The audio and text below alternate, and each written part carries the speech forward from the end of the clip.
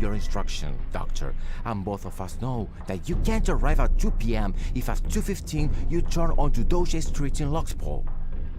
What is a person supposed to do between 2 p.m. and a quarter to 3 when you arrive? What do you do with your legal problem, with your anxiety, and with your anguish? You don't know what to do, right? You don't know or even care, do you? Let him wait. And the next one, let him wait too. No, Doctor. There's no other reactive mechanism that can justify, for example, that you got your client Oscar released by incriminating his partner and sister-in-law as well. You knew that the other guy was innocent. You knew that the making of his defense would end up changing your client's place jail for your victims. And you did it anyway. You defended neither justice nor your client. You only defended your money, your name, your personal interests. A few days after your client's partner was arrested, somebody made a comment on the case in the parking lot. The comment was something related to having been sentenced to prison. Remember your answer, Doctor? Your words are in my head as if I had been there listening to what you said. Okay, if he can afford a good lawyer, screw him. Can we interpret that attitude in the restaurant at Westbrook Street? That day at noon in September as poverty phobia? Let me refresh your memory. It was about 2 years ago. You were having dinner with Maria Lena, your lover, at the restaurant on Westbrook Street. So it had to be Tuesday.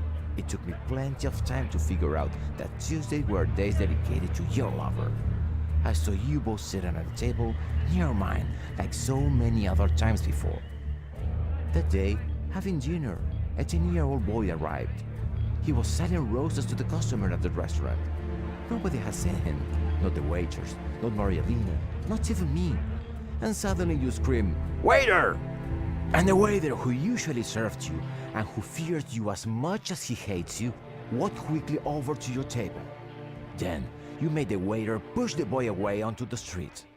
Psychology has many explanations for these nasty things, but to me there is only one way to see it. You are the nasty creature, Doctor. You are so bad that you don't deserve to live.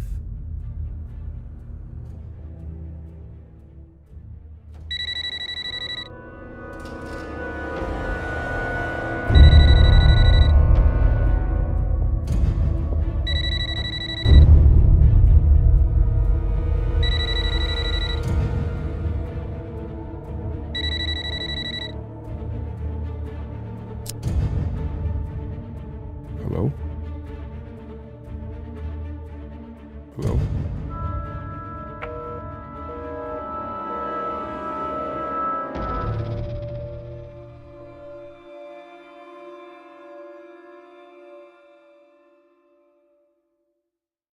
You may think, why is it any of your business?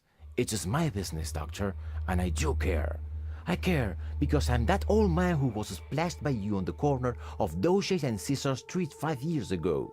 I care because I'm also the kind of guy who has to walk 2 blocks every day because I can't park on St. Mary and Smith Street. I care because I'm your wife, Doctor, who wishes she could have lunch with you someday. I care because I'm the innocent prisoner who was sent to jail for something he didn't do. I care because in many ways I'm that kid who was trying to sell flowers on Westbrook Street.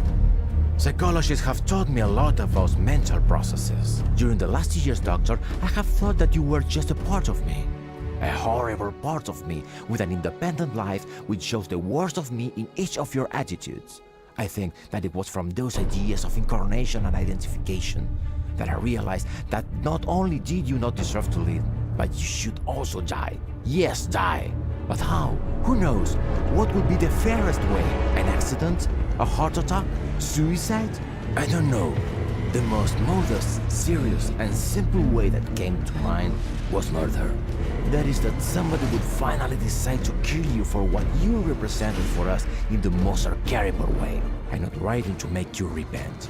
I'm writing to let you know, and I think it concerns you, that I have decided to kill you. Of course I know it. You must be thinking of being careful. Guards, weapons, bodyguards, alarm systems, all your personnel under investigation, and so on and so forth. But how long can all that be borne? It took me 5 years to gather the information to sentence you to imprisonment. I can wait for 5, 10 or 20 years to carry out the execution. At a certain point, custody is undermined, precaution is forgotten, details are uncared for. At that moment, Dr. Ianak, I'll be waiting for you. Anyone may doubt, maybe you yourself, if this warning is real, if I myself am real. Although, there's a thrilling piece of information in favor of this possibility. How the police will be able to prove it. This letter was written with your typewriter, the same one that is in your desk with the blurred A key. The paper is the same one that you used and it was taken from your desk drawer. If we consider the time that it takes to type that letter, we would come to the conclusion that the only person who could have written it unsuspectingly is you yourself, Doctor.